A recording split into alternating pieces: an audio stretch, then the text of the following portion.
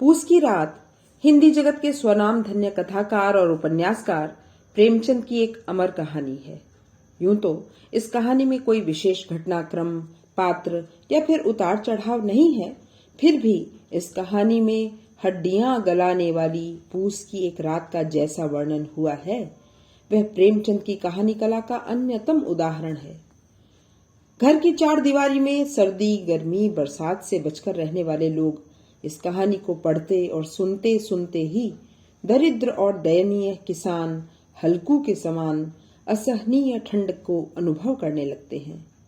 तो आइए सुनते हैं अंतर्मन को कंपा देने वाली प्रेमचंद विरचित कहानी पूस की रात। हल्कू ने आकर स्त्री से कहा, सहना आया है, लाओ, जो रुपए रखे हैं उसे दे दूं, किसी तरह गला तो छूटे। मुन्नी झाड़ू लगा रही थी, पीछे फिरकर बोली, 3 ही तो रुपए हैं, दे दोगे तो कम्बल कहां से आवेगा? माघ पूस की रात हार में कैसे कटेगी? हार यानी खेत। उससे कह दो फसल पर रुपए दे देंगे, अभी नहीं। हल्कू एक क्षण अनिश्चित दशा में खड़ा रहा। पूस सिर पर आ गया। कम्बल के बिना हार में रात को वह किसी तरह नहीं सो सकता, मगर सहना मानेगा नहीं। घुड़कियां जमाएगा, गालियां देगा, बला से जाड़ों में मरेंगे, बला तो सिर से टल जाएगी। यह सोचता हुआ वह अपना भारी भरकम डील लिए हुए, जो उसके नाम को झूठ सिद्ध करता था, यानी हल्कू नाम को झूठ सिद्ध करता था, स्त्री के समीप आ गया और खुशामद करके बोला, ला, दे दे, बला तो छूटे, कम्बल के लिए कोई दूसरा उपाय सोचूंगा। मुन्नी उसके पास से दूर हट गई और आंखें तरेरते हुए बोली, कर चुके दूसरा उपाय, जरा सुनूं, कौन सा उपाय करोगे? कोई खैरात दे देगा कम्बल? न जाने कितनी बाकी है जो किसी तरह चुकने ही नहीं आती। मैं कहती हूँ, क्यों नहीं खेती छोड़ देते? मर मर काम करो, उपज हो तो बाकी दे दो, चलो छुट्टी हुई। बाकी चुकाने के लिए ही तो हमारा जन्म हुआ है। पेट के लिए मजूरी करो, ऐसी खेती से बाज आए। मैं रुपए न दूंगी, न दूंगी। हल्कू उदास होकर बोला, तो क्या गाली खाऊं? मुन्नी ने तड़प कर कहा, गाली क्यों देगा? क्या उसका राज है? मगर यह कहने के साथ ही उसकी तनी हुई भौहें ढीली पड़ गईं। हल्कू के उस वाक्य में जो कठोर सत्य था, मानो एक भीषण जंतु की भांति उसे घूर रहा था। उसने जाकर आरे पर से रुपए निकाले और लाकर हल्कू के हाथ पर रख दिए। तुम छोड़ दो अब की से खेती। मजूरी में सुख से एक रोटी खाने को तो मिलेगी, किसी की धौंस तो न रहेगी। अच्छी खेती है, मजूरी करके लाओ, वह उसी में झोंक दो, उस पर से धौंस। हल्कू ने रुपए लिए और इस तरह बाहर चला मानो हृदय निकाल कर देने जा रहा हो। उसने मजूरी से एक एक पैसा काट कपट कर 3 रुपए कम्बल के लिए जमा किए थे। वे आज निकले जा रहे थे। एक एक पग के साथ उसका मस्तक अपनी दीनता के भार से दबा जा रहा था। पूस की अंधेरी रात, आकाश पर तारे ठिठुरते हुए मालूम होते थे।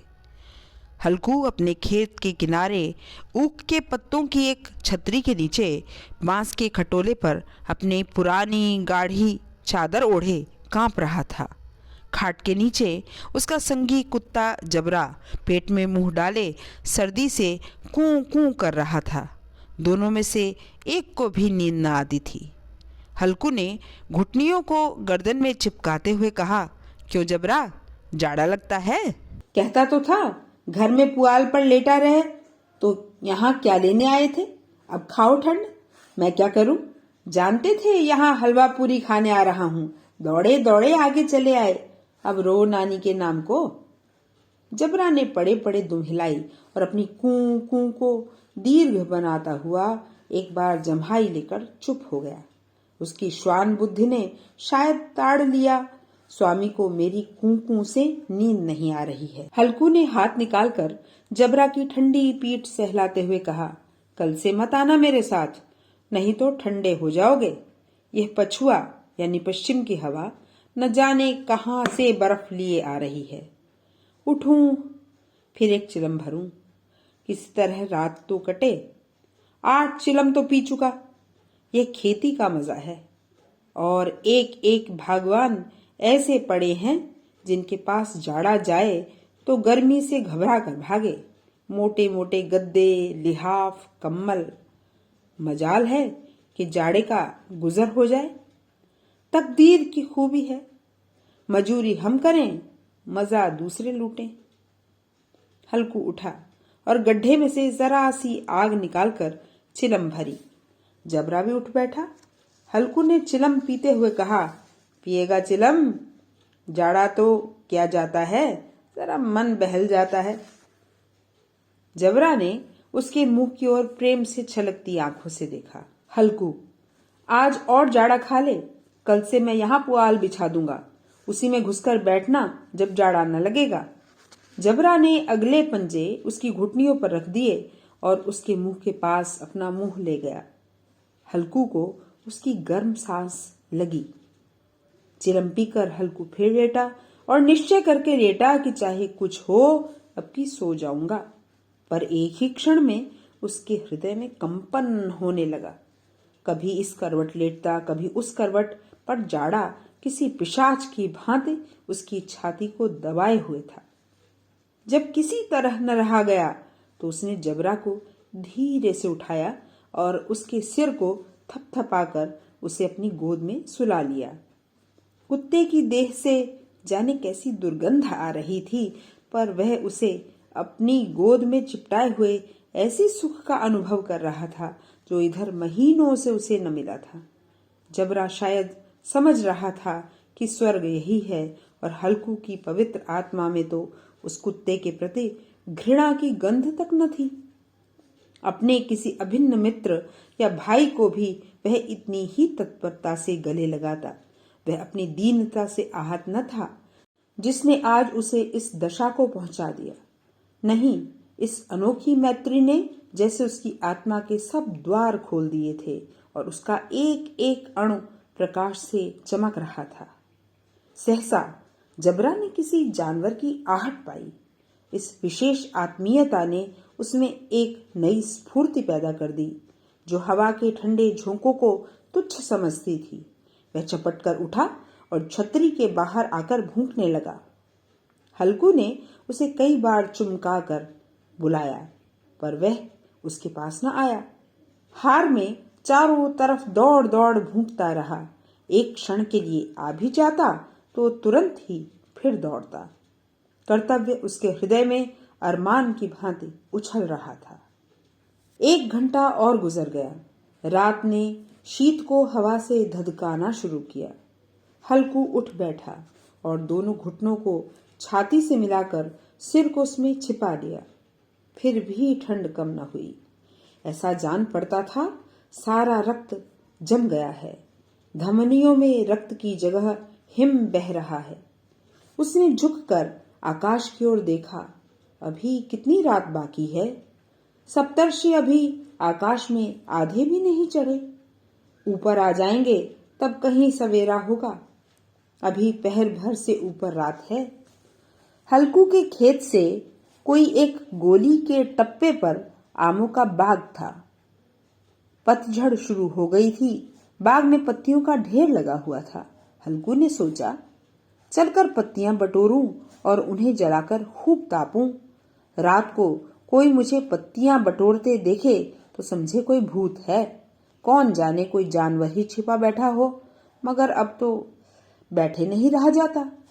उसने पास के अरहर के खेत में जाकर कई पौधे उखाड़ लिए और उनका एक झाड़ू बनाकर हाथ में सुलगता हुआ उपला लिए बगीचे की तरफ चला। जबरा ने उसे आते देखा तो पास आया और दुम हिलाने लगा। हल्कू ने कहा, अब तो नहीं रहा जाता जबरू, चलो बगीचे की पत्तियां बटोर कर तापें। टांटे हो जाएंगे तो फिर आकर सोएंगे। अभी तो रात बहुत है।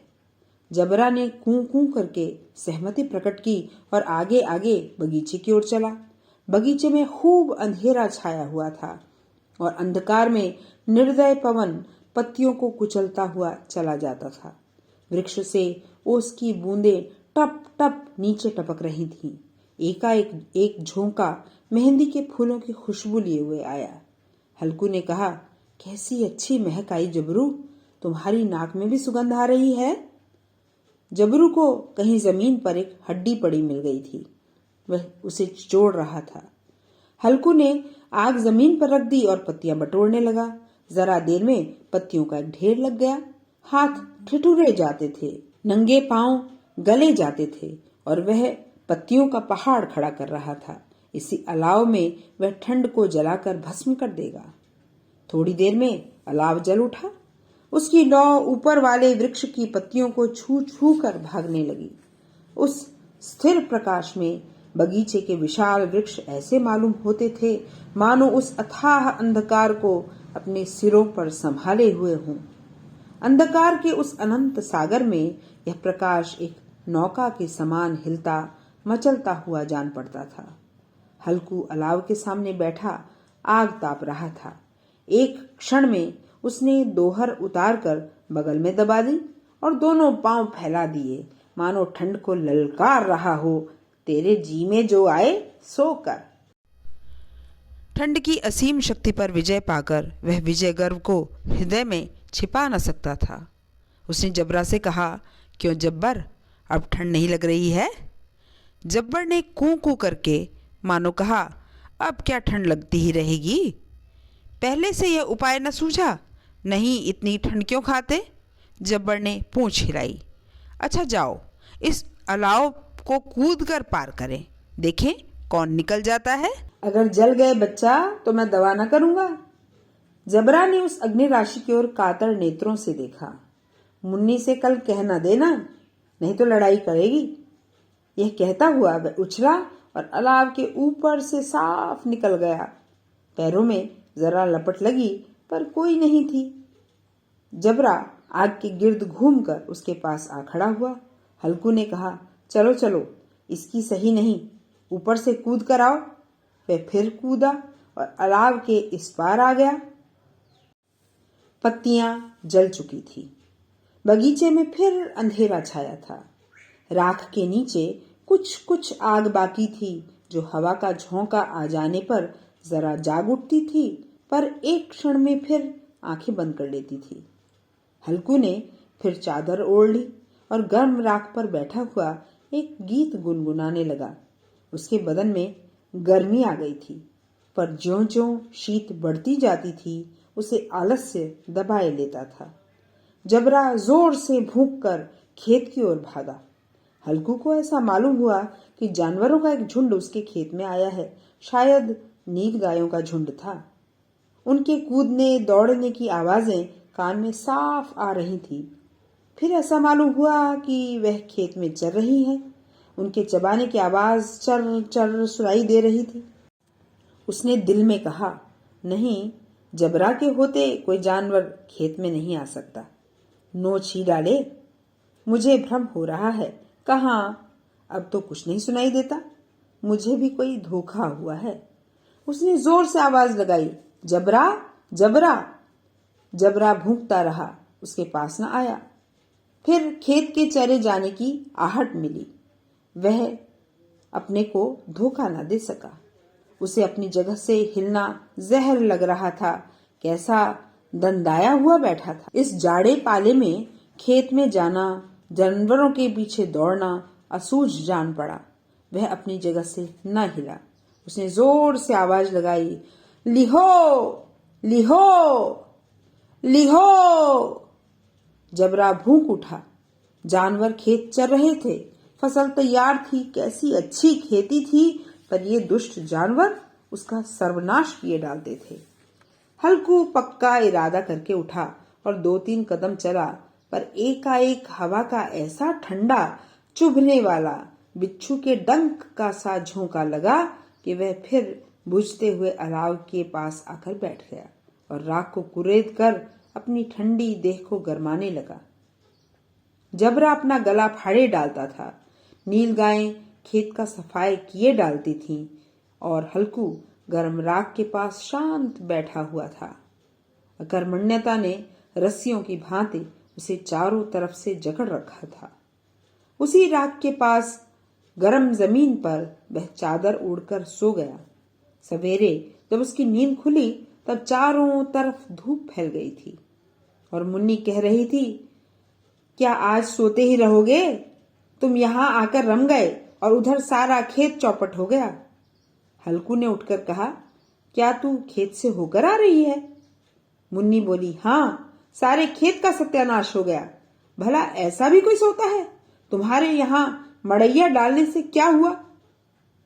हल्कू ने बहाना किया, मैं मरते मरते बचा, तुझे अपने खेत की पड़ी है। पेट में ऐसा दर्द हुआ कि मैं ही जानता हूं। दोनों फिर खेत की डांड पर आए। देखा सारा खेत रौंदा हुआ पड़ा था और जबरा मड़ैया के नीचे चित्त लेटा हुआ था, मानो प्राण ही न हो।